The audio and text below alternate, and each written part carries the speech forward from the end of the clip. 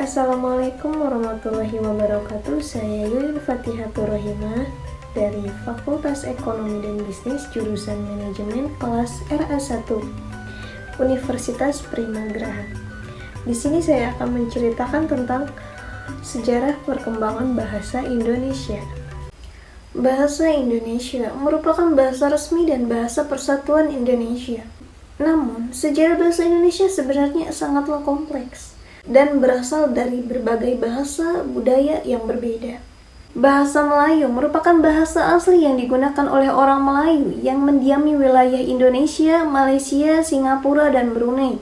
Bahasa Melayu ini merupakan keluarga bahasa Austronesia yang berasal dari Taiwan. Bahasa Melayu mulai digunakan di wilayah Indonesia pada abad ke-7 oleh para pedagang dan pelaut yang datang dari wilayah India, Arab, dan Tiongkok.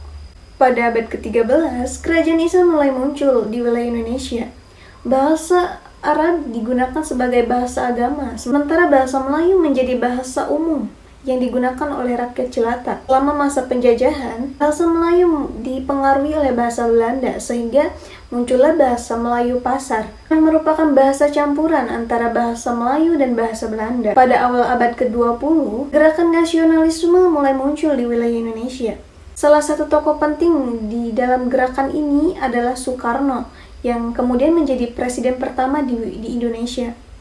Soekarno memperjuangkan bahasa Indonesia sebagai bahasa nasional. Pada tanggal 28 Oktober tahun 1928, dilaksanakan Kongres Pemuda, yang kemudian dikenal sebagai Sumpah Pemuda. Di sana para pemuda Indonesia bertekad untuk menggunakan bahasa Indonesia sebagai bahasa persatuan.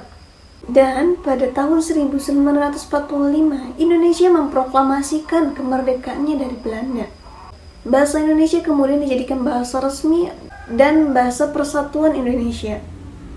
Bahasa Indonesia dipilih karena bahasa ini dianggap paling cocok untuk menjadi bahasa persatuan karena pengaruhnya yang sudah merata di seluruh Indonesia dan tidak berkaitan dengan suku budaya tertentu.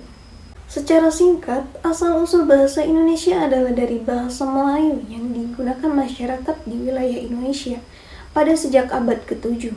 Bahasa Melayu kemudian dipengaruhi oleh bahasa Arab dan bahasa Belanda yang kemudian disempurnakan menjadi bahasa Indonesia pada kemerdekaan Indonesia.